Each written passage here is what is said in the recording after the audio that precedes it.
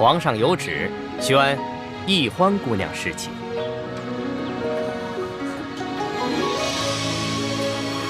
臣女易欢，谢皇上恩典。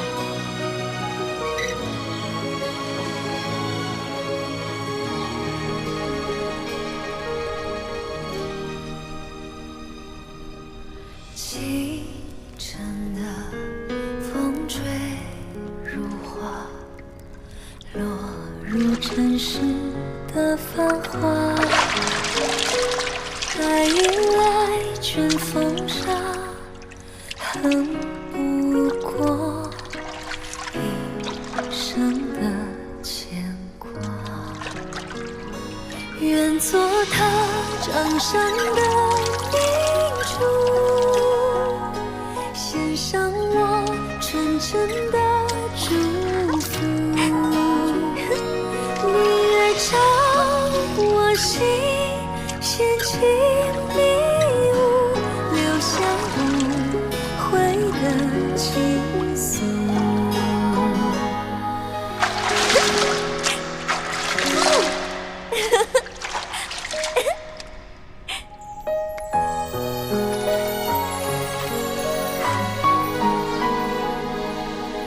李公公，李公公，我要换的衣裙在哪儿啊？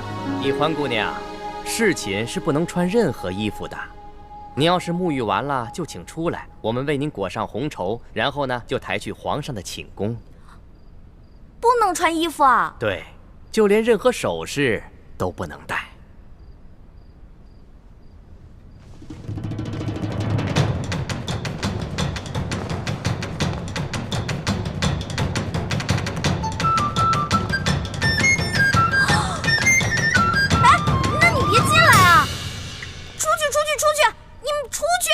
不行，必须由我们亲自给你裹好红绸，顺便检视一下易欢姑娘的身体皮肤状态，看看有没有突发的瑕疵，以防止易欢姑娘夹带其他的物品。那哪行啊？男女授受不亲。要不这样，你们先出去，等我穿好了叫你们。敬使房太监主要负责皇上和后宫所有嫔妃的房中之事。易欢姑娘入宫之后，难道就没有学习过吗？学是学过了，但我现在不是还有点不习惯吗？这。哎，你们！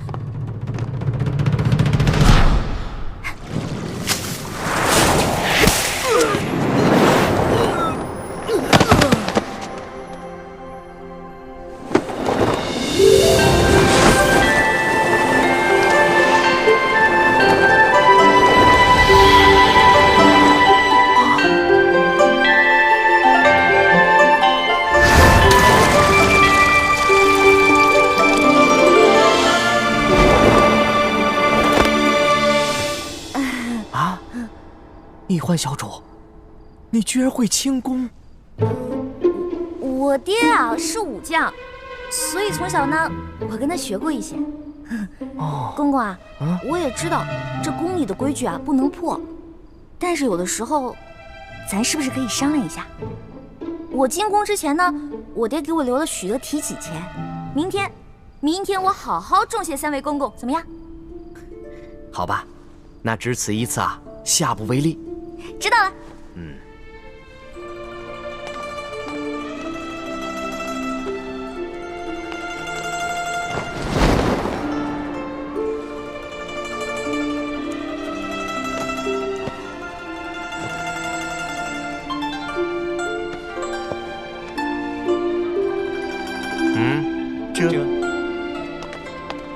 哎，那个公公，我把那个丝巾拿一下，我的丝巾，我的丝巾，我的丝巾！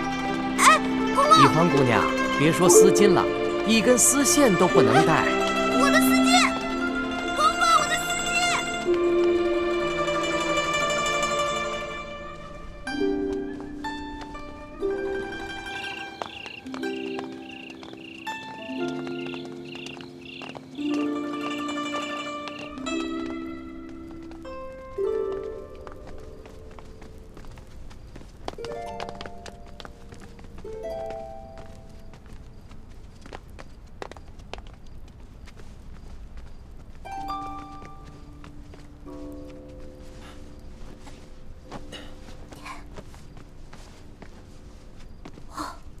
易欢姑娘啊，一会儿皇上可就来临幸你了，可千万不要忘了之前学过的规矩哦，好好的侍奉皇上。嗯，好，挂帘子。这。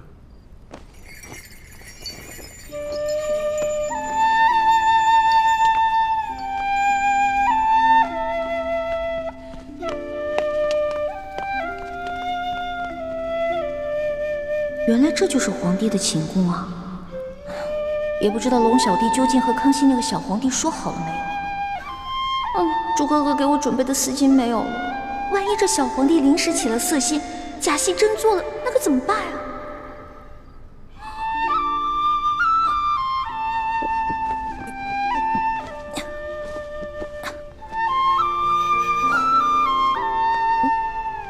完了完了！猪哥哥要是看到我穿成这个样子，肯定会气个半死。要不趁这个小皇帝还没来，我赶紧溜了吧。万一那个小皇帝怒了要砍我的脑袋，那龙小弟肯定会帮我求情啊。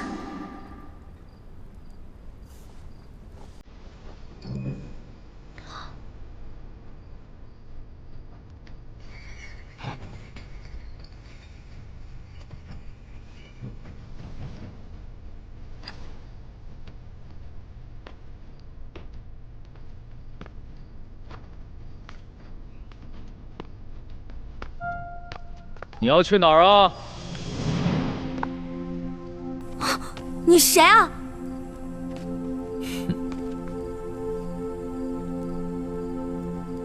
除了朕，还能有谁啊？你是皇上？你是皇上，为什么要戴面具啊？啊，朕喜欢在临幸后宫嫔妃之时，玩一些有情趣的小游戏。臣女易欢叩见皇上。皇上万岁万岁万万岁！起来吧，这里又没有外人，不必那么拘束。谢皇上。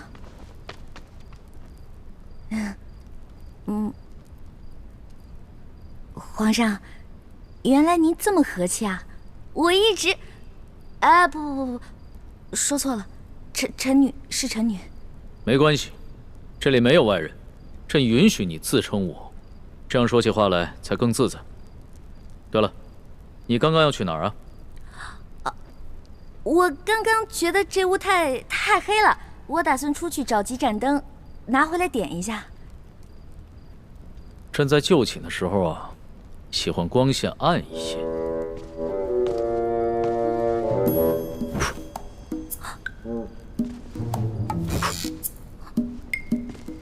皇上，皇上！您别把最后一盏灯也吹灭了，我怕黑。别怕，有朕呢。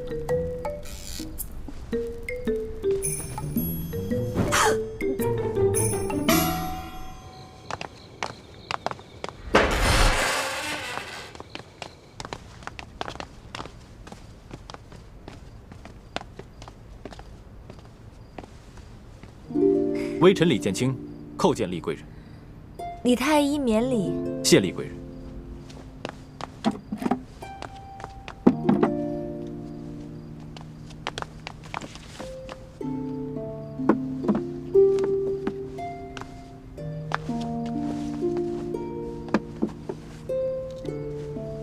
有劳厉贵人。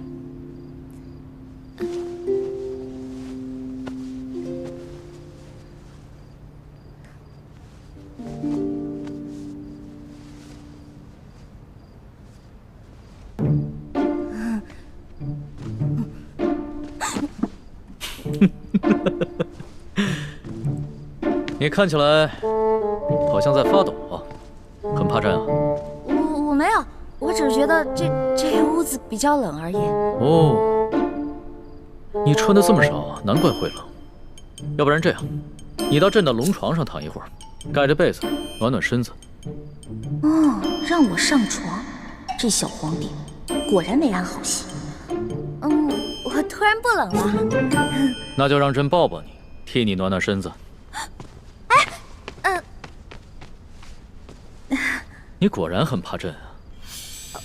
可是朕听龙三说过，你的胆子一向很大，你在他面前提起朕来，那可是从来都不怕的呀。皇上，我不是怕你，我就是怕你离我太近了。咱不是说好了的吗？朕和你说好了什么呀？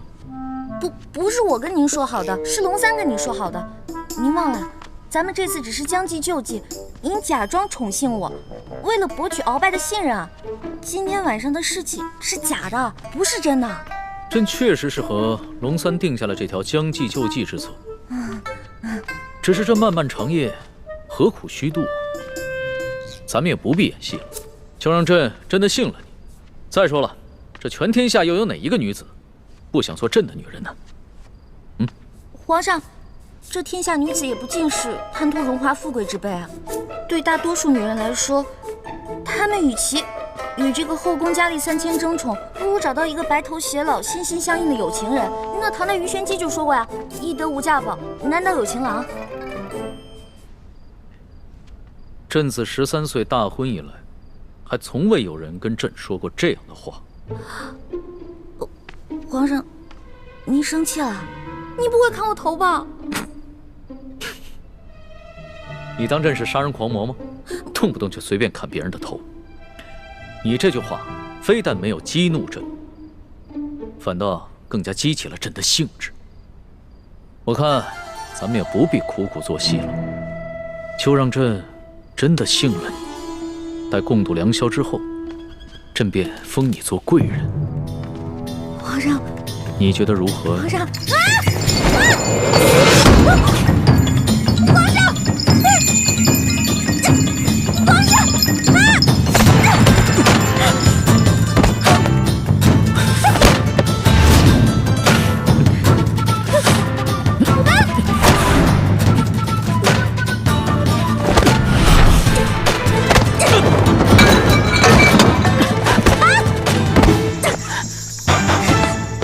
皇上，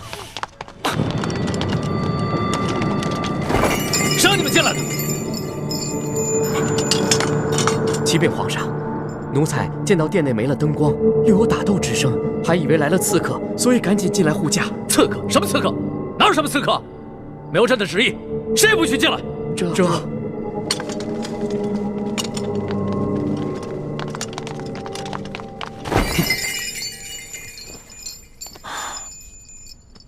好了，别再动手了。再动手的话，真把你当刺客，你这颗脑袋就真的搬家了。你哭什么呀？皇上欺负人！朕怎么就欺负你了？是你先对朕出的手啊！这还是第一次有人敢在朕的龙床上对朕大打出手，只怕也是古往今来第一个敢在龙床上对皇帝大打出手的女人吧？皇上强词夺理，明明就说好了。说好了还强迫人家，人家不想反抗，反抗还不让，反抗打不过人家就吓唬人家，哪有这样的？朕有你说的那么不堪吗？好了，别哭了。要是被外边的太监给听见了，不知道的还以为朕欺负你一个弱女子呢。那皇上你离我远点，我就不哭了。你让朕远点，朕就远点，那朕岂不是很没面子？龙小弟，你在哪儿啊？你还说皇上是个正人君子，结果皇上就欺负一个弱女子。来，好了，别哭了。哎，朕不跟你这个小女子一般见识。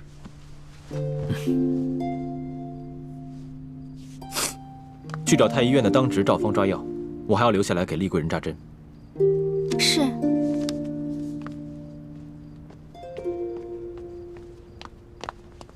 你去烧壶热水，一会儿我要替厉贵人更衣。是。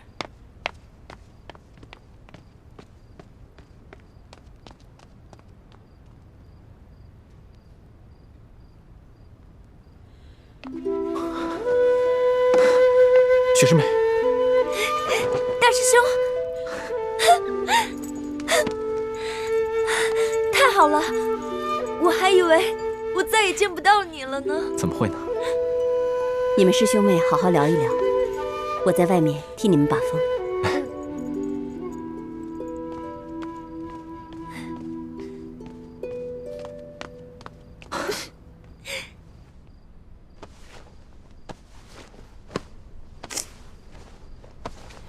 你找什么呢？我想找个手巾擦擦脸。这龙床上哪有手巾啊？朕也不想传太监打扰我们。哎，你又想干嘛？放心吧，朕不会动你的。朕堂堂天子，一言九鼎，给你擦个眼泪。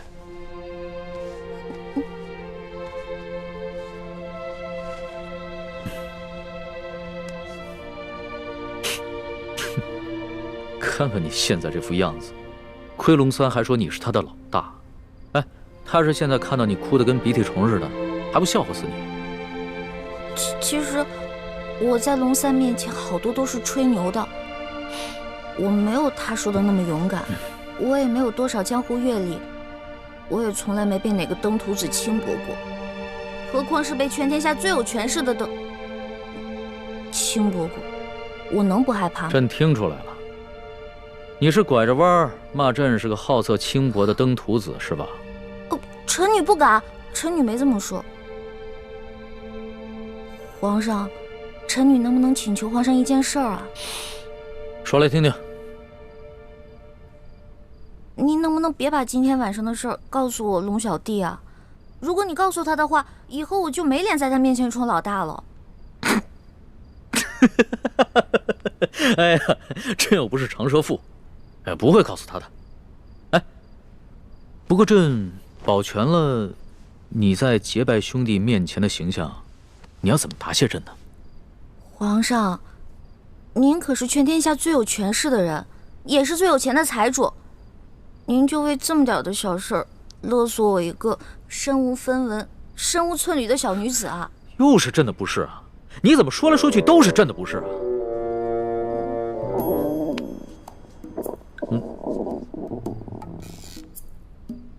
什么声音？是我肚子叫。我今天晚上实在太紧张了，所以没有吃晚饭，现在特别饿。朕想起来了，你最大的爱好就是吃。龙三跟朕说过，你现在在替朕办差，朕也不能让你饿着肚子。说吧，想吃什么？谢皇上，我想吃烤鸭、炸虾丸子、蒸乳酪，还有黄焖小羊排，还有素八碟、珍珠翡翠羹、水晶包子、豌豆黄，再加一壶桂花酿。哎，皇上，您怎么知道我喜欢吃什么呀？这个是龙三跟朕说的。龙三跟朕说呀，你们两个头2次见面的时候啊，你都在跟他抢吃的，朕听着有趣儿，所以印象也就特别深刻。这个龙三，以后再也不理他，怎么把我什么都告诉人家？朕可不是人家，朕是皇上。来人，掌灯，传膳。倾城，你进宫的这些日子以来，过得还好吗？我不得不离开你们这些亲人朋友，来到这个活死人墓一样的紫禁城，和成百上千的女人争奇斗艳，来取悦我们最大的敌人。你说我能过得好吗？对不起，倾城，要你冒名顶替舒婉欣进宫的方案，我本来是不同意的。可这是6位师傅一致的决定，我也无力反对。大师兄，你不必自责。就算你反对，我也会主动要求进宫的。毕竟我们这些在明珠谷长大的孩子，没有一个人能为自己活着。就连单纯任性的小师妹，不也阴差阳错地进了宫吗？是我太无能了，还要让你们几个女孩子冒这样的风险，忍受这样的侮辱。今晚，一欢也要被召去侍寝了，也不知道现在怎么样了。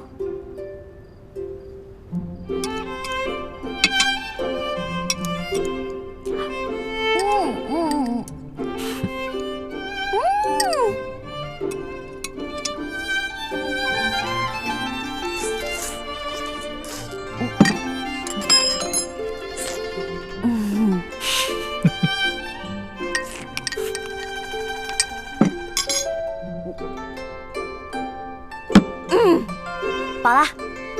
吃好了。谢皇上恩赐。撤掉吧。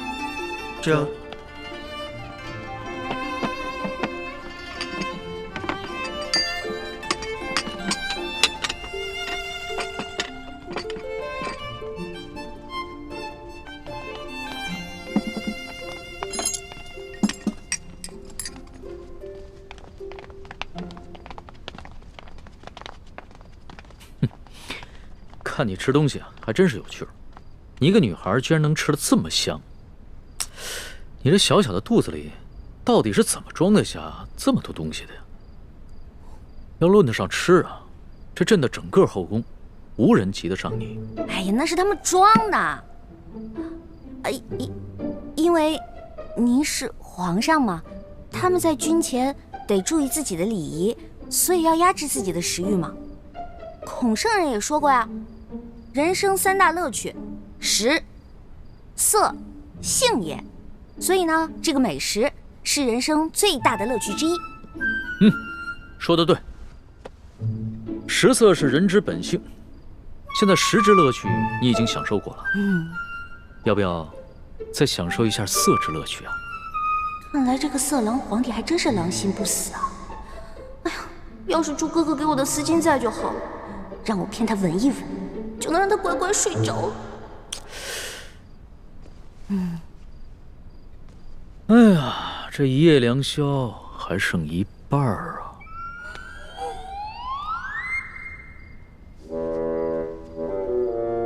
你要不要到朕的龙床上休息一下？哎呦呵！你又想干嘛呀？皇上，吃太多了，我撑到嗓子眼儿了，我想运动消化一下，可以吗？行，要是连这个朕都不准，那朕岂不是很不懂得怜香惜玉啊？你既然想消食，那就请便吧。谢皇上恩典。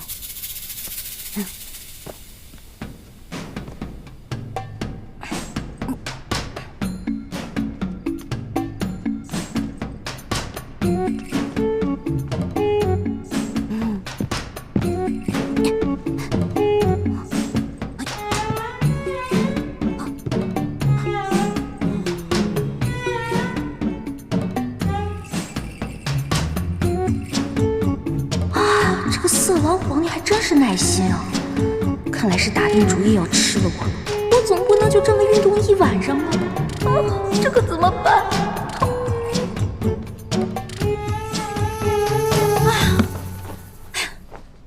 累死我了！你累了啊？那要不要到朕的龙床上休息一下？哎呦，皇上，我可能吃坏肚子了，我肚子特别疼。刚才吃了好多杂七杂八的，特别疼。现在你肚子疼啊？那要不要朕传个太医给你瞧瞧？那不必了，我只要回自己的房间睡一会儿就行了。既然你都要躺在床上休息，那为什么要回到自己的房间休息呢？朕的龙床一样可以休息啊。我这可不一样啊！我肚子疼，我可能会拉肚子。我在您这儿拉肚子不合适，是不是？我得保持在您面前的仪态，所以还是让我回去吧。你要是真吃坏了肚子想方便，那朕的寝宫里面也有金泥桶，你用吗？我方便在您这儿？不合适，皇上，您可饶了臣女吧。人食五谷生百病，吃喝拉撒那都是正常的事情。要是连这个朕都接受不了，岂不是有违人伦？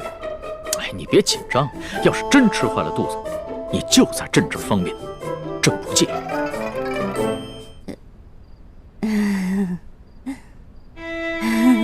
你看着我干嘛呀？黔驴技穷了，是吗？这个色狼皇帝想吃了我，门儿都没有。有了，我可以骗他行酒令，我灌醉他。为什么又不说话了？是不是又在想什么花招啊？皇上，咱们玩耍骰子赌酒吧。这样，咱们赌，如果你赢了，我就听您的上龙床；但如果你输了，您就让李公公送我回去。怎么样，敢不敢赌啊？这倒是挺有趣的，还从来没有人敢跟朕耍骰子赌酒的。好，朕就依你。来人，上一壶酒，再加2副骰盅。等一下，上一坛酒。皇上要喝酒，咱们就喝大的，杯算什么呀？咱们用碗喝怎么样？好，那朕就看一看你的酒量到底有多好。什么？对呀，我以前被召去侍寝，都是这样的程序，这是清宫特有的规矩。任何事情的女人都不能幸免。那易欢现在岂不是很危险？大师兄，你先别担心，小师妹机智聪明，她自有办法应对。易欢虽然有些小聪明，可她毕竟年少单纯，又毫无应付男女之事的经验，而且这是在宫里，她要面对的不是普通的男人，而是掌握天下生杀大权的皇帝。大师兄，你身份特殊，千万别冲动啊！不行，不能在这里坐以待毙，我要想办法去离乾清宫最近的地方，万一出什么意外的话，我好及时出手相救。如果事情真的到了那一步，那我和师父只好放弃潜伏的任务，大家一起杀出紫禁城。不行，不到万不得已，你们千万不能暴露身份，否则我们就前功尽弃了。你跟六师父最重要的任务，就是潜伏在紫禁城里，找到关系到大业成败的铜匣，还有金钥匙。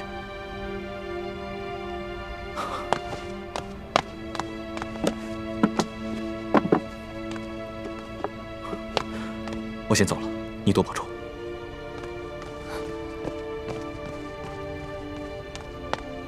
大师兄，为了易欢的清白，你可以不顾生死，而我呢？我在这里以身试敌，你对我就只有歉疚吗？皇上不好意思啊，您输了，喝酒，喝。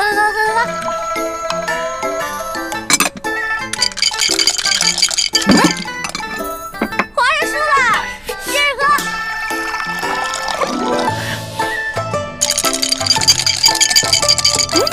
又输了，来，我给您满上，咱们再来一局呗。不要，我不要，真不要。哎，去哪儿啊？这酒还没喝呢。皇上，皇上，皇上。哎呀，让我看看皇帝长什么样。让我看一眼，让我看看皇帝长什么样。让我看一眼。易欢姑娘，李公公，皇上已经安寝了，易欢姑娘，请回吧。可是我还想再待一会儿。皇上已经安寝了，易欢姑娘还是回去吧。可我还没看见皇上长什么样呢。哎，这就扛走了就。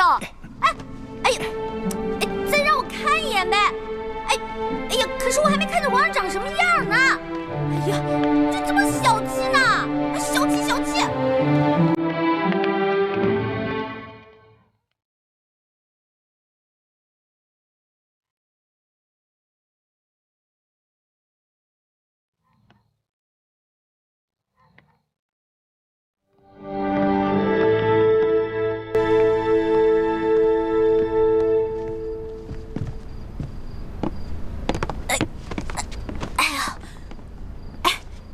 李公公，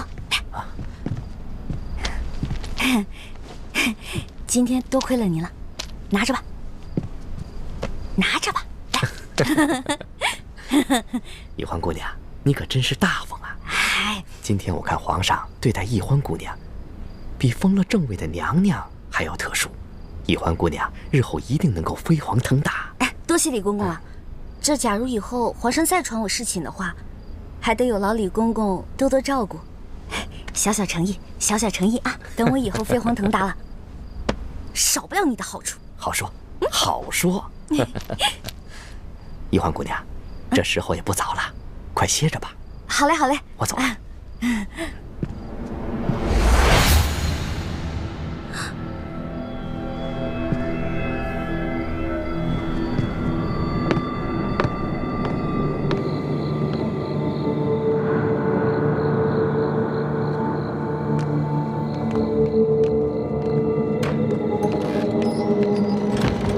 公公，这儿有没有方便的地方？咱家带你去吧。哎呦，那有劳公公了。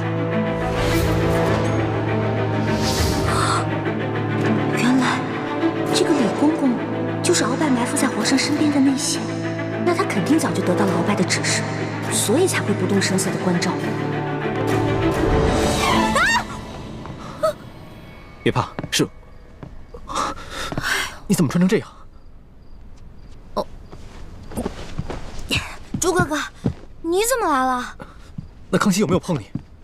我刚才去见了倾城才知道，原来这宫中给皇帝侍寝，居然要脱光，再由太监用红绸裹着送到龙床上。你没事吧？哎呀，我没，哎呦，我当然没事了。真的没事？听倾城说，侍寝的时候连一根丝线都带不进去，我给你的蒙汗巾肯定也带不进去吧？那你怎么应付的？我就不信，那康熙看到你这个样子，他会不动心吗？他刚开始是有点动心，对我有点动手动脚的。不过我后来跟他提龙三了，我说我们这是假戏，不能真做。后来他就没怎么样了。真的？真的。朱哥哥，你要是再怀疑我的话，那我可生气了。对不起，欢梅，是我错了，我相信你就是了。这次是我太大意了。如果那康熙再找你侍寝，我得赶紧想一个法子，确保万无一失。哎呀，朱哥哥，你先别着急嘛，我有重要的事情要告诉你。我才发现，原来这个李公公就是跟鳌拜勾结的内奸，怪不得李公公今天这么照顾我呢，肯定是鳌拜提前跟他打过招呼了。原来李公公就是鳌拜埋在康熙身边的棋子，此事万万不能让康熙知道。为什么呀？如果我们跟龙三说了，让他汇报给康熙，不光龙三能立功，还能得到好多奖赏。我们可以拿着这些钱去买好多东西，分给谷底的兄弟姐妹啊。欢妹，你又犯傻了。我们这次来紫禁城，可不是来敛财的，我们的目的是要挑起康熙跟鳌拜的内斗。你想啊，如果我们帮康熙除掉了鳌拜埋在他身边的一条蛇，这对于我们来说能有什么好处？对，你说的对，那我明白了。哎，叶哥哥跟樊姐姐怎么样了？刚刚得到他们的消息，他们已经跟踪到了吴应奇的车队，正在想办法下手。我们在宫里的计划还挺顺利的，希望叶哥哥跟樊姐姐能顺利的找到1号金钥匙，这样我们就可以早日平安的团聚了。我先走了，早点休息。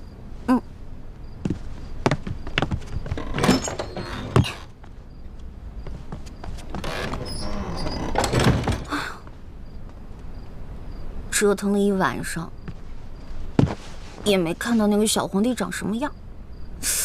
他长什么样呢？你觉得如何？皇上啊！嗨，我管他长什么样呢，反正不过就是一个风流流氓鬼。呸！不管了，睡觉去了。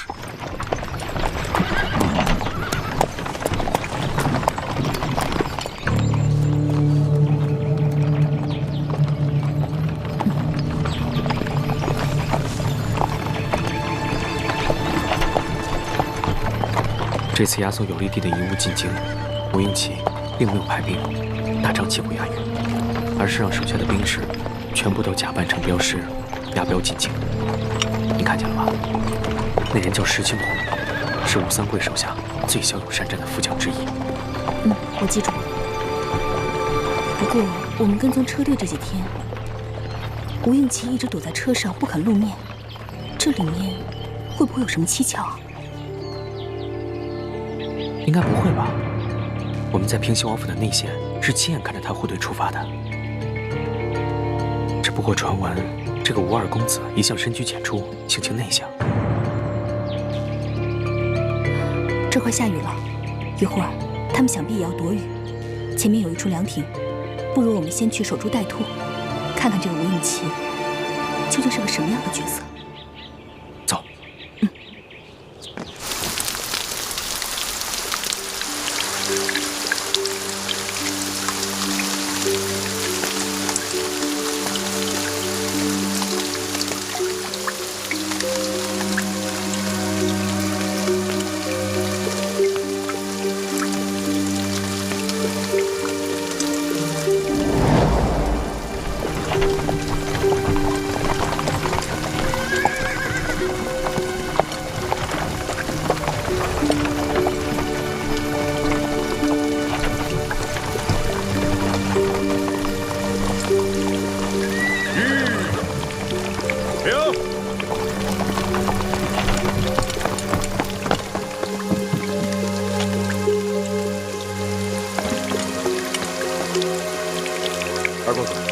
前面有座亭子，咱们到前面避避雨，休息休息。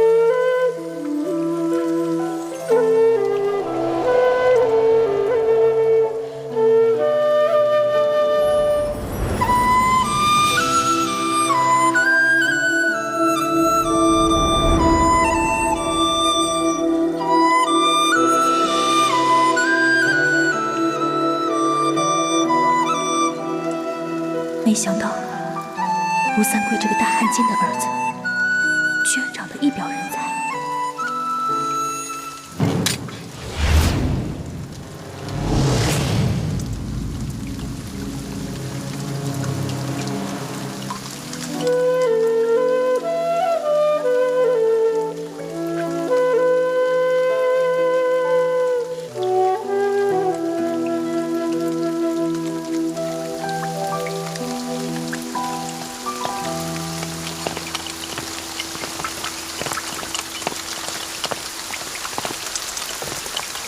二位，赶快离开这里，我家二公子要在这里休息片刻。哼，这位镖头，这亭子又不是你们的私有之物，更何况是我们兄妹先到，你们后来，凭什么赶我们出去？哎，石镖头，不得无礼。既然大家都在一个亭子里避雨，那么大家都是有缘人。这个亭子这么大，我们各站一边就好了。这位兄台，麻烦你也把剑收一下吧。石镖头言语莽撞，我替他向二位赔个不是。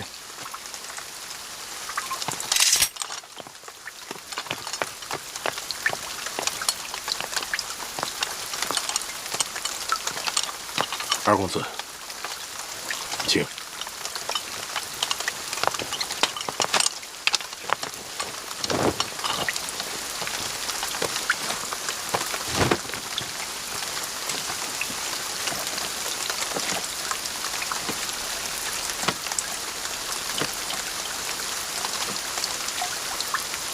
原来这吴二公子是个儒雅书生，那就容易对付了。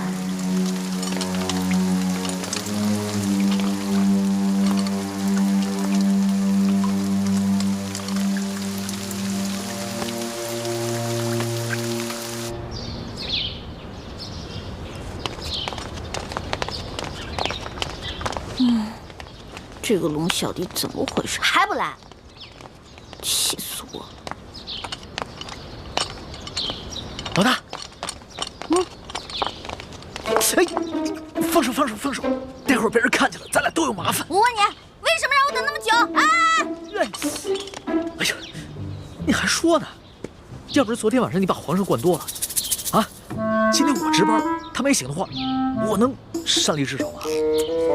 哎呀，那个小皇帝啊，真不行，非要跟我喝酒玩骰子，我几下直接倒了。知道我是谁吗？我可是赌遍全乡无敌手啊！他能玩得过我吗？直接被我撂倒。小弟明白了，这个老大不仅武功比小弟高明，这别的本事也比小弟高明。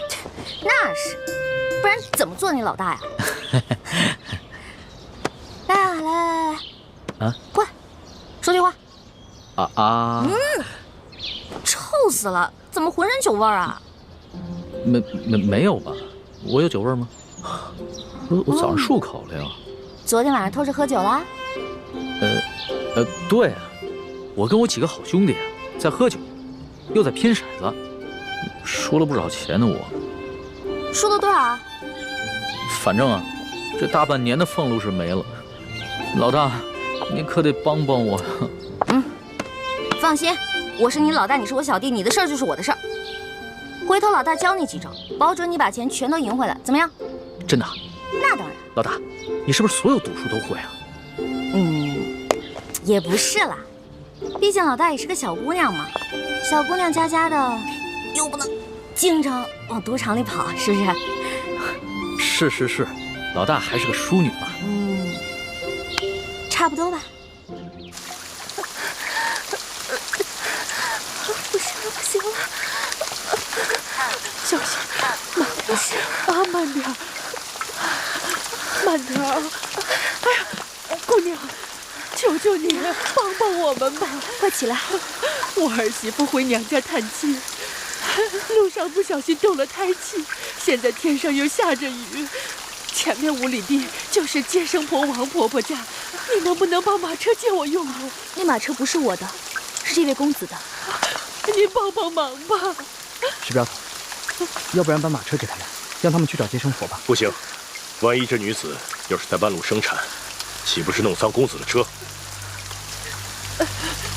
石镖头，救人一命胜造7级浮屠，更何况区一辆马车算什么？快去吧。不行，出门的时候老爷吩咐过我，要我务必保证您的安全。可是眼下这2位，一看就知道是来路不明的江湖中人，我不能离开公子半步。石镖头，他们2人一看就是面善之人，况且和我也没有什么深仇大怨，你有什么可不放心的？这样，我陪你一起去。公子，万万不可！万一这娘子要是真在您的车上生产，您可就沾了血光之灾，惹来一世的晦气。哎呀，公子啊，我求求你了！您快起来！公子，求求你了！这位镖头，我和我妹妹都是猎户出身，我妹妹的脸只是小时候不慎被熊瞎子给抓伤了，所以才不得已戴着面纱。可我们都是安分守己的平民百姓，不然这样吧，我同你一起送着婆媳去找接生婆，只留下我妹妹和你家公子在这庭中，这样你总该放心了吧？这个办法好。石镖头，事不宜迟，你们赶紧去吧。也好，二公子，你自己多加小心。好在押送镖车的伙计们随后就到。要是真出什么意外，记得及时发送求援信号。好了，赶紧去吧。哎呀，多谢公子，多谢公子的大大德。来，快起来！我老太婆无以为报，只有以后多为你烧香祈福了。这个您拿着，路上有。谢谢。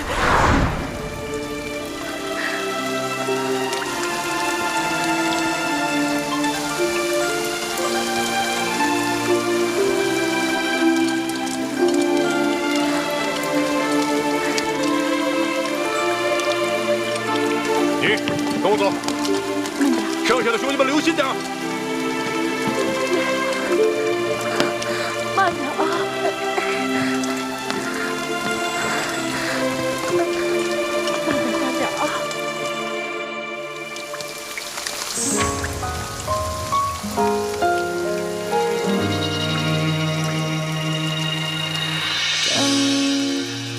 何时天会晴？雨后的世界比较安静，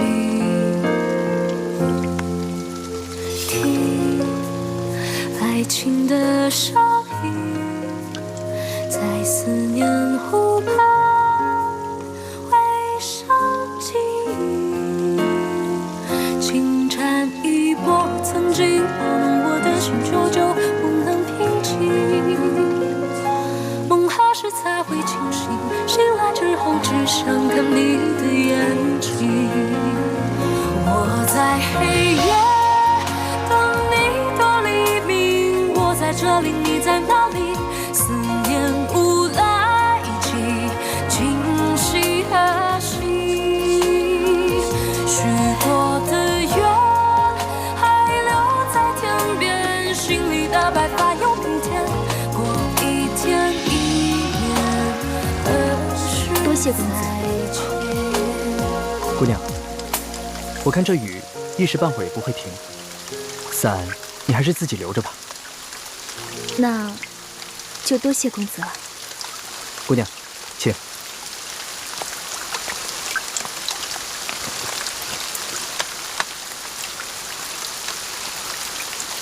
不知你们兄妹2人是要赶往何处？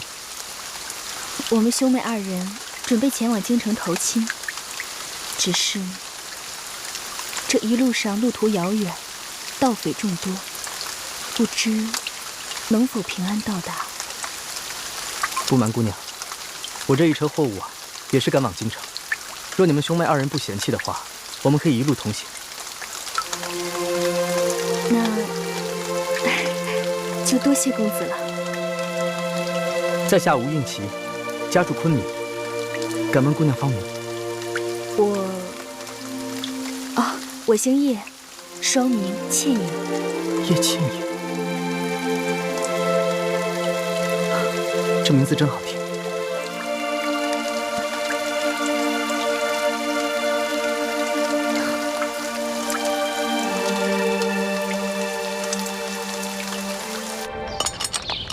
老大，跟你说一件事儿。接下来呢，皇上为了掩鳌拜耳目，会接着找你侍寝。昨天晚上，皇上是不是对你还算客气啊？别提了，那个小皇帝简直就是个风流色鬼，刚开始还想对我动手动脚的。老大，那你没被吓哭啊？哼，怎么可能啊！我是老大，武功高强着呢。后来我就跟他喝酒玩骰子，锵，小皇帝倒了。老大智勇双全，小弟佩服佩服。还好吧？哎，知道这是什么？骰子。老大教你几招，准保把你昨天输的钱连本带利赢回来。但咱可说好了，你赢回来的钱得和我一半对分，知道吗？没问题，55分。这还差不多。真疼啊！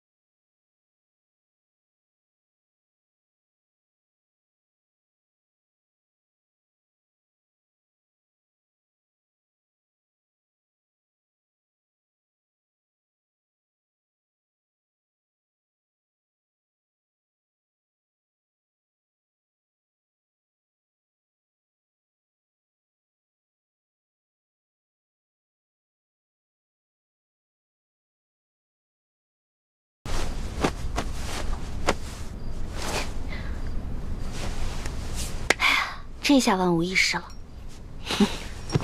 什么万无一失啊？皇上。没什么。皇上，您要是想安寝的话，我就下去，您躺在这龙床上，然后1个时辰以后，让李公公把我抬回储秀宫就行了。朕还不到2更天呢，朕还不想睡觉。说吧，今晚想吃一些什么？不瞒皇上说，昨天吃太撑了，结果今天积食一天，什么都吃不下。你要不要朕选个太医给你瞧瞧啊？不用了，宣太医又得吃药，我这从小到大吃药，我都害怕了。我看你这活蹦乱跳的，也不像有什么病症，为什么从小到大要吃药啊？我不有一个头疼的隐疾啊，这病起来吧，简直要人命。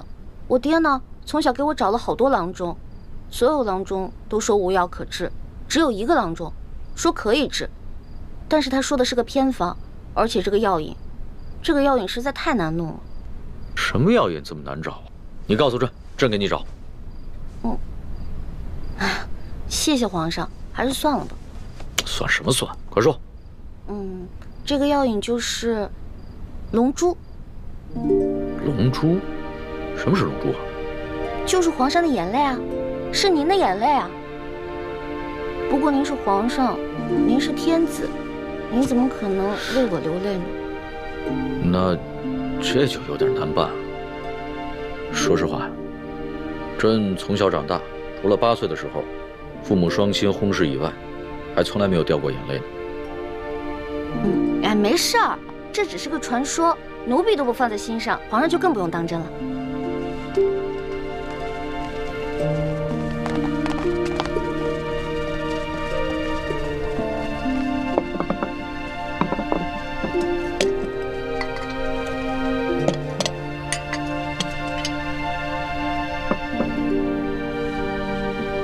您这是干嘛呀？昨天晚上朕输得一塌糊涂，所以啊，朕今天想挽回个面子，你敢不敢再跟朕赌一把酒啊？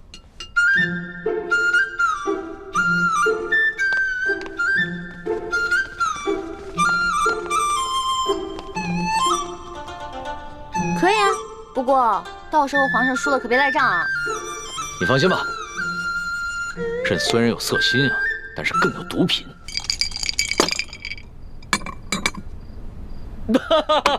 你又说了，来，喝。干嘛？朕都愿赌服输了，你还想来账啊？有鬼！什么鬼？这好奇怪啊！皇上，你今天掷骰子的手法怎么变得高明起来了？昨天掷骰子10把当中，你最多只能赢3把，可是今天却跟我不相上下了。朕今儿个下午找了几个会玩骰子的侍卫学了一下，朕是天子，天资聪颖，学什么东西一学就会。可是你这掷骰子的手法，我怎么看着这么眼熟呢？是不是龙三啊？果真是他，他居然把我传授给他的独家秘籍传授给皇上了。哎，你不要管龙三了，你虽然是龙三的老大，但朕可是龙三的主子。朕要是问他什么，他就必须得据实回答，这让他做什么，他也得如实做。皇上，龙三可是个老实人，您可千万别欺负他。你这么关心他？我在我们这一辈当中是年龄最小的，所以呢，好不容易当个老大，而且他这个小弟还特别的崇拜我，我当然得维护他、保护他了。行，朕知道了，看在你的面子上，朕就不欺负他了。不过，你拿什么来感谢朕呢？皇上，您现在特别像我认识的一个姓周的乡绅老头。这姓周的乡绅老头长得跟朕很像吗？长得不像，做事风格像啊。这个乡绅老头之所以能发家呀，就是因为算盘打得精明，瞅准时机吃拿卡要。李欢呐，李欢，你又拐着弯的骂朕。臣女不敢，是皇上昨天说的呀，不会因为一句话就变成砍人头的狂魔，所以臣女才开了个玩笑嘛。哎呀，皇上，臣女出身卑微，是一个野丫头，又缺乏父母的管教，所以什么事儿都不懂，没法伺候您。要不然您现在让李公公来接我，让我回储秀宫吧。哼，朕明白了，你想激怒朕，然后让朕把你送走是吧？朕不上你的当，快点来接着赌。咱们说好了，你要是输了，可就得上朕的龙床。现在不输不赢，来！天哪，再这么赌下去，他的技术越来越娴熟，我的输面就会越来越大，这可是大大的不妙啊！皇上，您想让我赌也可以，不过得答应我一件事儿。你说说看。我一直都不知道天子长什么样，能不能把您的面具给摘下来啊？朕这几天上火长了几个火疖子，不便见人。难道他真的长得很丑，不好意思让我看？皇上，您看咱们也喝了好多酒了，要不然咱们先去您那龙床上躺会儿呗？上朕的龙床？你就不怕朕占你便宜啊？不怕呀，皇上一言九鼎，肯定说话算数嘛。那可不一定啊。朕虽然是天子，但是朕也是个男人。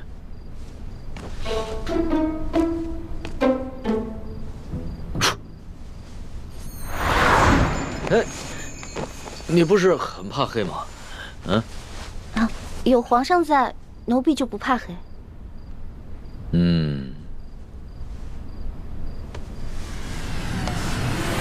不对，有鬼。哪来的鬼啊？你不是一向很害怕朕的亲近吗？啊，朕知道了，你一定是想出了什么新招来对付朕，对吧？哪有啊，皇上，我怎么闻到这屋里有一股香味儿啊？香味儿？朕的龙床上哪有什么香味儿啊？倒是你身上有一股淡淡的清香。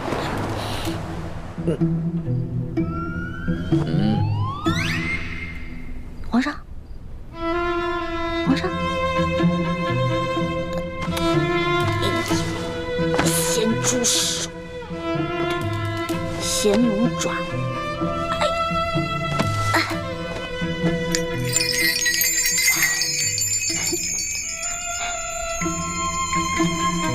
不对啊，我这么着急拉铃干嘛？先看一看这小皇帝长什么样，一直戴着面具，得多丑啊！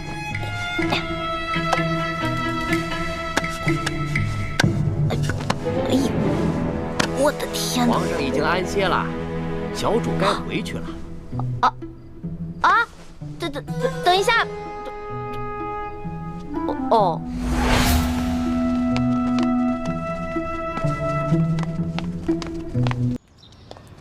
这个龙小弟又迟到，看我一会儿怎么教训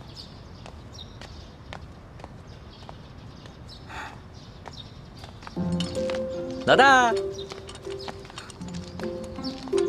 你又迟到啊！昨晚战绩如何？幸不辱使命，我呀，把前晚输的连本带利都讨回来了。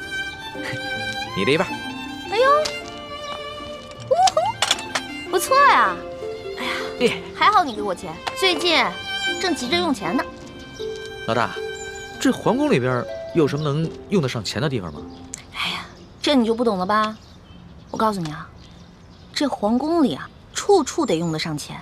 昨天我要不是用钱收买了李公公，那老大我就惨了。昨天怎么了？皇上不是早早的就睡了吗？哼。那个小皇帝啊，色狼得很，怎么可能啊？得亏啊，我哥哥给了我一条进过蒙汗药的丝巾，我偷偷带在身上，进入了寝殿，把那个小皇帝给迷晕了。要不然，哪有那么容易啊？你居然把皇上给迷晕了！这件事情要是让皇上知道了，你哥哥还有李公公那2个净室房的太监都是死罪。嘘，这件事除了我还有我哥哥，就你知道。别人都不知道，不许跟别人说。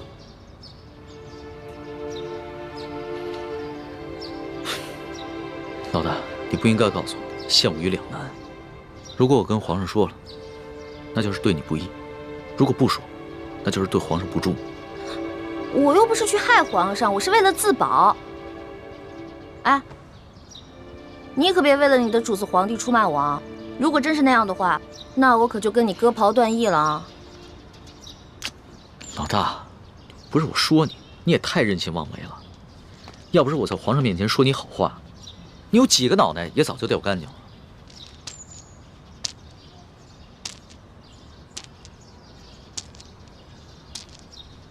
好了，那我不也是一样吗？如果我不是为了你，我怎么可能听鳌拜的话要入宫呢？虽然我武功不高，但是我轻功可以，我可以逃跑吧？我不都还是为了你吗？行，就冲着老大对我这份情谊啊，我说什么也要在紫禁城里面保护你的安全。但是咱俩可说好了，你可不能做什么太过分的事情，尤其是不能伤害皇上，要不然的话，连我都保不住你，明白吗？放心吧，其实我这个人吧，挺怕死的。再说了，我怎么可能连累我的龙小弟呢？还是老大够意思。这脑袋长得真像鸡蛋。老大，这2个晚上和皇上相处下来，你觉得他怎么样？这小皇帝嘛，有点风流，有点色，但人还是不错的，对我吧也挺宽容的。最主要的是，他酒品跟毒品不错。我跟你说啊，看一个人，如果他的酒品跟毒品都好的话，基本上这个人也不会差到哪去。还从来没有人这么评价过皇上。要是皇上听到了，肯定会觉得很有趣儿。啊，我跟你说的可都是私房话，你可千万不能告诉别人。我知道，我们俩之间的小秘密。耶！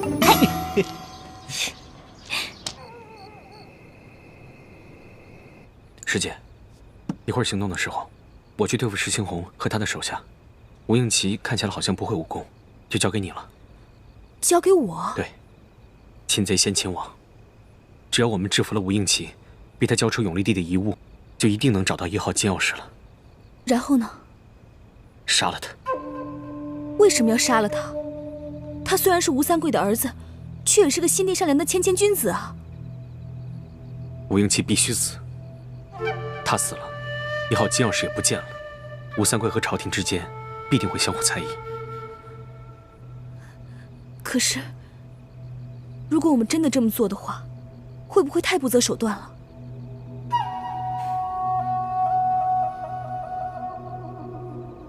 师姐，不要忘了我们的大业。要做大事，就不能有妇人之仁。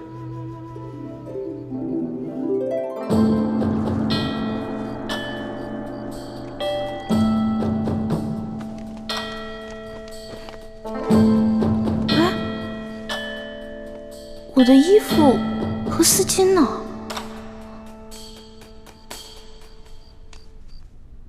宜欢姑娘，时候不早了，该去皇上的寝宫了。哎，等一下，李公公，我放在这儿的衣服跟丝巾呢？宜欢姑娘，反正也用不着了，我就让宫女们都拿去清洗了。别呀，我还得用那条丝巾呢，李公公，你懂的。宜欢姑娘，你在说什么？咱家听不懂啊。不过你在进宫之前，你爹爹应该教导过你啊。进到宫之后呢，要少说话，守规矩，你应该明白。李公公，您不会是把我那条丝巾故意拿走的吧？侍寝的时候啊，什么都不能带，这是宫中的规矩，所有人呐都要遵守。完了完了，这下完了，怎么办呢？今晚没了丝巾，哎，李公公这个家伙，肯定是识破了我的丝巾有迷药，怕他干洗。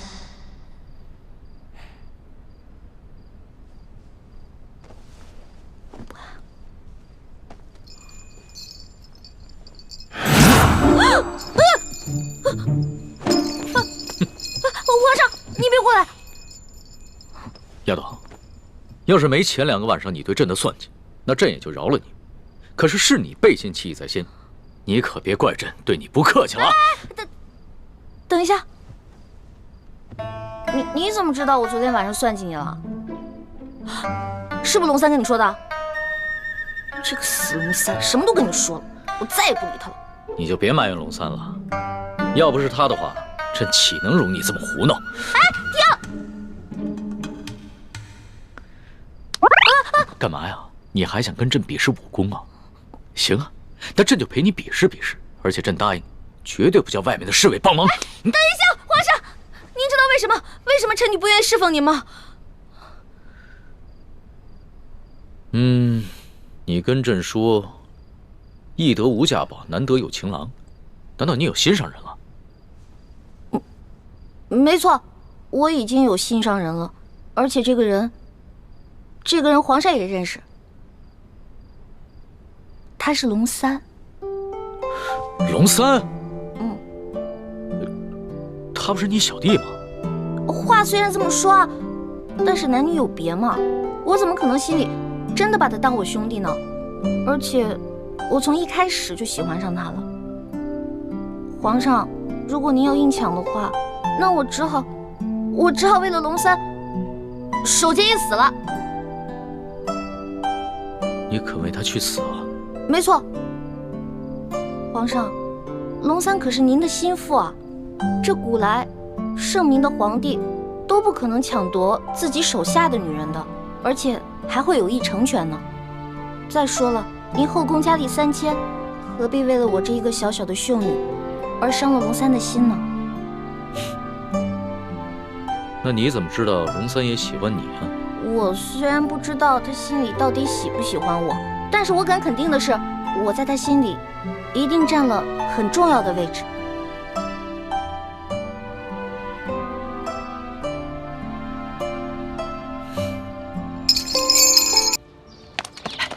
老大，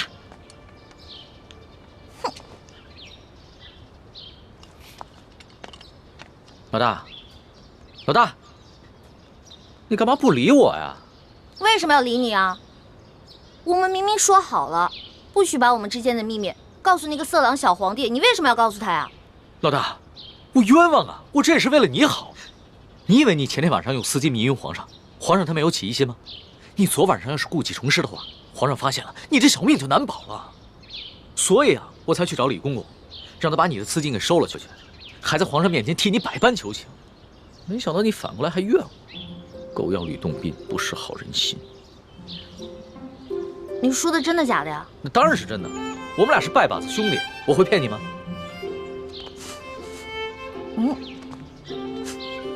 昨晚又喝酒了？没有，嗨，我哪能天天不务正业的喝酒赌博呀？我是啊，昨天晚上一个人在房里边高兴，自己喝酒呢。呀，发生什么喜事了？说来听听。昨晚你回了储秀宫以后，皇上把我给召了过去，把你跟他说的话都跟我说了。我从一开始就喜欢上他了。皇上，如果您要硬抢的话，那我只好为了龙三守节一死了。所以，老大，你跟皇上说的都是真的，对吧？我是怕皇上假戏真做，所以我才骗了他。龙小弟，你千万别误会啊！你只是骗皇上？是啊，你想，如果我不把你拿出来当挡箭牌，那皇上肯定会吃了我呀。那你对我？我对你，我们当然是好兄弟了。你是我小弟，我是你老大嘛。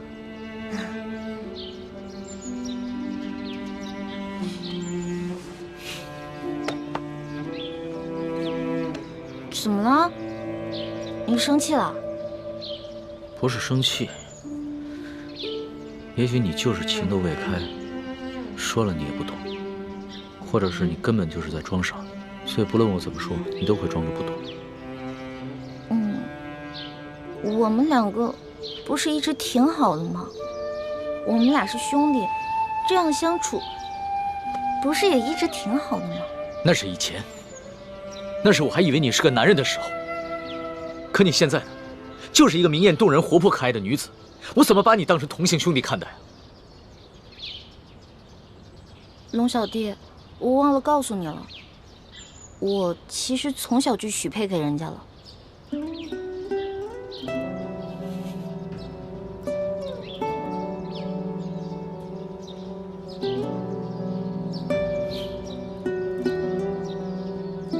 所以你很爱那个人是吗？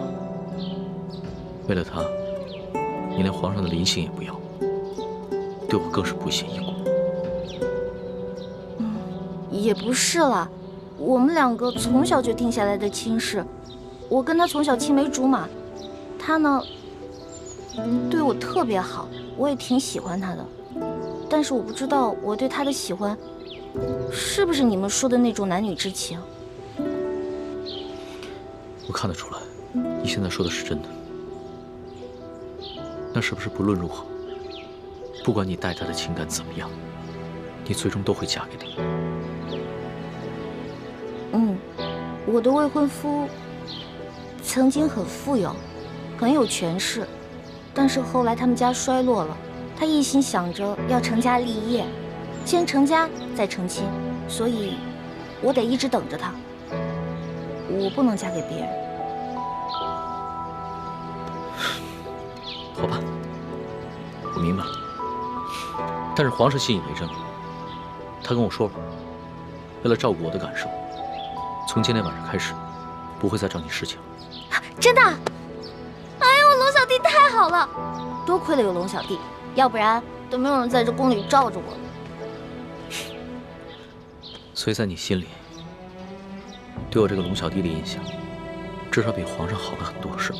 那当然了，咱们两个属于一见如故。这要是皇上跟我拜把子呀，我才不跟他拜呢。皇上怎么可能跟你拜把子？皇上他是一国之君，不可能跟你拜把子的，更不会有福同享，有难同当。也是，其实皇上挺可怜的。你说皇上可怜？对啊，我还是第一次听见有人这么说。他是皇上，一国之君，可是呢，没有人会把他当成真心的朋友的，也没有一个女孩会真心的喜欢他。但是你不一样啊，你虽然不是皇上，可是你身边一定会有很多真心的朋友，也会有很多女孩真心喜欢你的。也许是吧。倩姑娘，要不还是我和你哥哥骑马，你坐我的马车吧。哦，吴公子，还是我骑马，你坐车吧。这是什么话呀？哪有让女孩辛苦骑马，而我坐马车的道理呢？妹妹，吴公子的一番好意，你就不要推辞了。请，来，我扶你。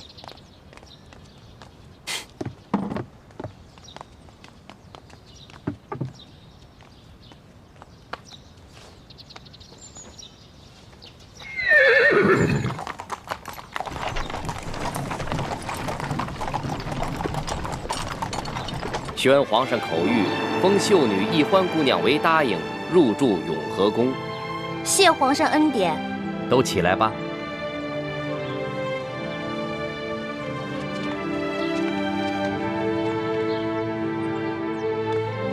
哟，易欢，你这一连侍寝3日，我们还以为皇上多宠爱你呢，没想到就封了个品阶最小的答应。答应就答应吧，反正对我来说都一样。易欢姑娘，您也不必失意。皇上自亲政以来，还从未一连3日召同一人侍寝，这足见皇上对易欢姑娘还是与众不同。虽然只是暂时封了个答应，想必是易欢姑娘有什么地方惹皇上不高兴了。皇上只是稍稍惩戒一下，只要易欢姑娘能够吸取教训，想必皇上还会有恩旨的。谁要讨好那个色狼皇帝了？我才不在乎什么品阶呢。永和宫是雪姐姐的住处，小皇帝阴差阳错的把我安排在了永和宫，比让我当皇后独居中宫都好。易欢姑娘，永和宫的住处已经收拾妥当了，随奴才前去吧。有劳李公公。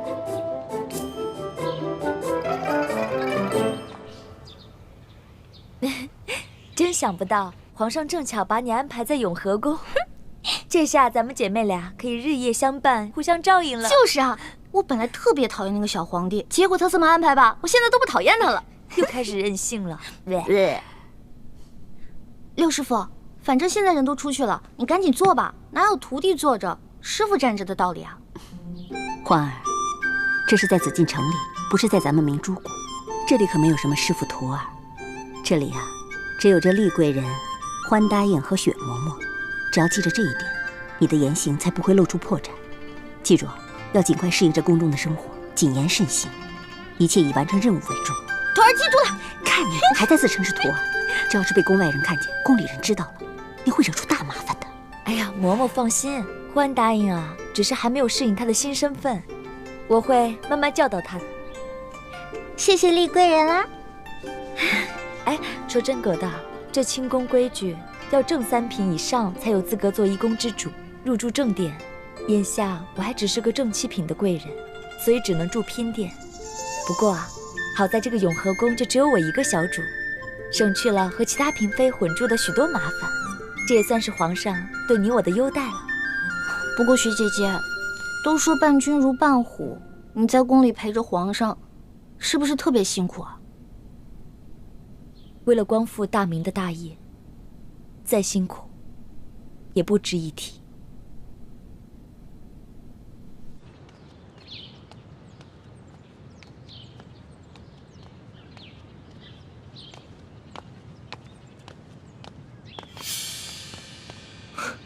李公公，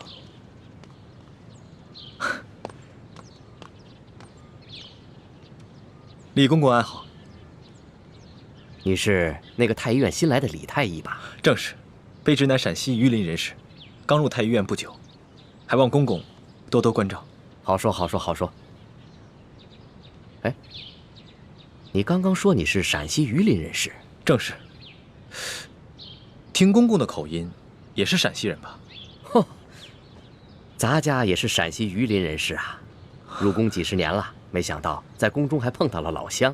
看来卑职跟公公还真是有缘，不仅是同姓，还是同乡呢。不知公公老家在榆林何处啊？咱家在榆林皂角村。那真是太巧了，卑职老家也在榆林皂角村。哦，公公家里都有何人呢？说不定我还认识呢。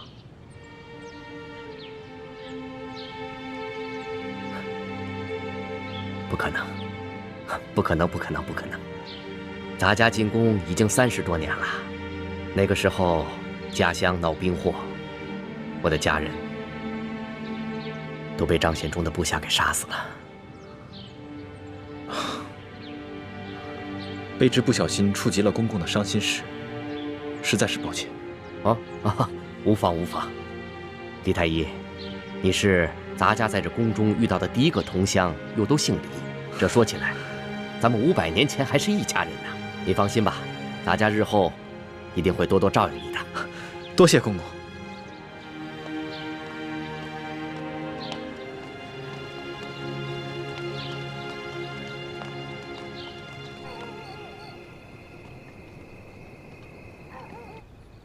一个人的容颜再美，也会逐渐老去。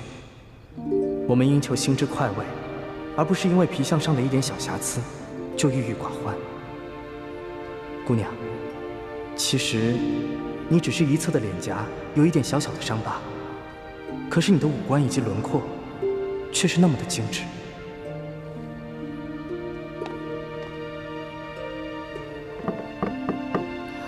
谁？是我，吴应奇。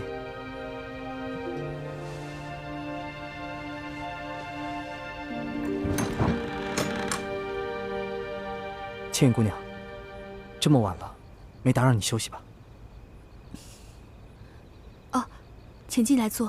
啊，我就不进去坐了，以免被好事之徒看到，有碍姑娘清誉。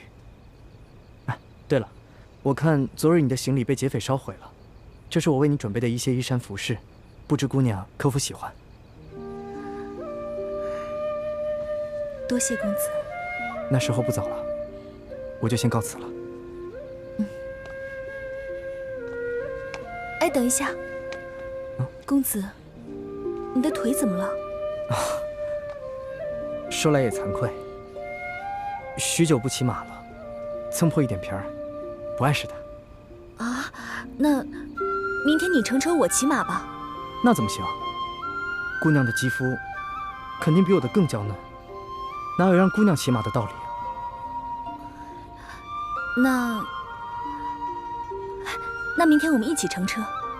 公子的腿伤，等好了之后再骑马也不迟啊。这恐怕不太方便吧？有什么不方便的？公子，你不是说过吗？你我是朋友，如果再在乎那些身份贵贱，就未免太俗气了。那同理，只要我们心无邪念，又何必在乎男女之别和他人的口舌呢？姑娘倒真是洒脱，倒是我太拘泥于礼法了。那就先这样，我告辞了。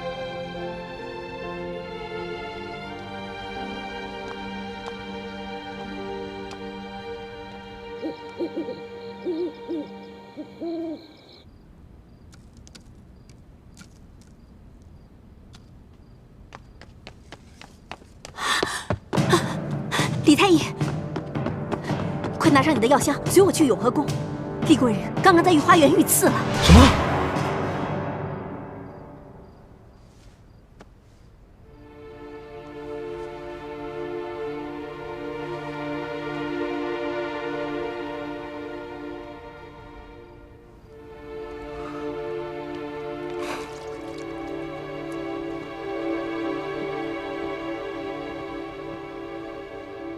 还好没有伤及要害。他的伤我已经处理过了，只是因为失血过多，暂时还昏迷不醒。究竟是什么人这么大胆，居然敢在御花园行刺后宫嫔妃？今夜，皇上召见丽贵人，去御书房下棋，下至半夜才让他回来。我已经找机会把东西12宫都搜遍了，没有发现铜匣。这皇宫这么大，咱们这么找，等于是大海捞针。最好能够想办法弄到皇宫中宝库的储藏名册，查到铜匣放在什么地方，或者是赐给了什么人。我正想尽快结交大内总管李德福呢。等一下，好像有人在跟踪咱们。好像是2个男人，而且他们的呼吸很重，应该武功不高，但是他们的行踪诡异，只怕不怀好意。当时为了不暴露身份，我们既不能施展轻功，也不能反抗，而只能借着巧劲避开要害部位。但他们的目标似乎只针对厉鬼人。救命啊！有刺客！我装作凑巧滑倒，把其中一个人推进了池塘，另一个人还想继续行凶。幸亏有巡夜的侍卫听到呼救声赶了过来。有刺客！救命！别跑！救命啊！刺客往那边跑了，往那边跑了！抓刺客在那边！站住！别跑！究竟是什么人？有没有发现什么线索？没有，但是想要擒住这个人不难，可惜我们不可以暴露我们自己的武功啊。会不会有人识破了倾城的身份？不可能，如果识破了身份，他们不应该暗杀我们，他们直接揭发我们就好了。这2个蒙面人能够逃过宫里的搜索，应该就是这宫里的人，而且还一定有地位。今夜的行刺一定是受人指使，能在这宫里买凶杀人的人并不多。鳌拜，可是鳌拜有什么理由要对倾城下手？等等，你这么一说，我倒是觉得其中有一个蒙面人的身形和眼睛甚是熟悉，有点像李公公。李公公，这样就没错了。李公公就是鳌拜埋在康熙身边的奸细，多半是鳌拜觉得倾城挡了易欢的道，所以才让李公公暗杀厉贵人。等我明天去见见鳌拜，探探情况。大师兄，倾城，你醒了。大师兄，估计还没有醒呢，他只是在说梦话。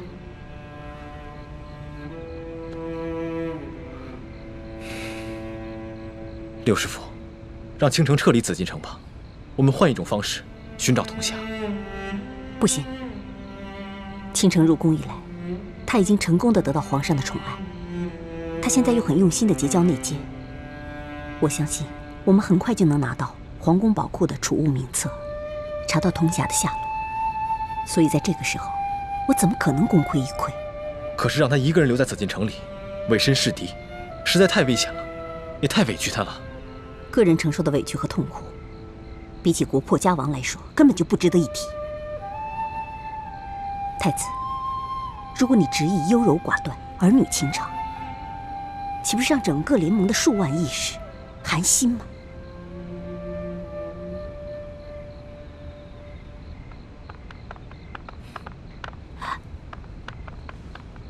厉贵人的伤势已经处理好了，李太医辛苦了。那微臣先告退了，回头微臣再煎一副治伤的药来。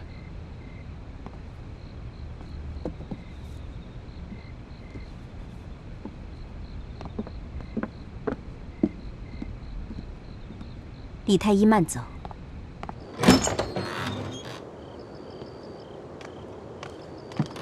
李太医，欢大爷，李太医，我随你去太医院给厉贵人取药吧。有劳桓大爷。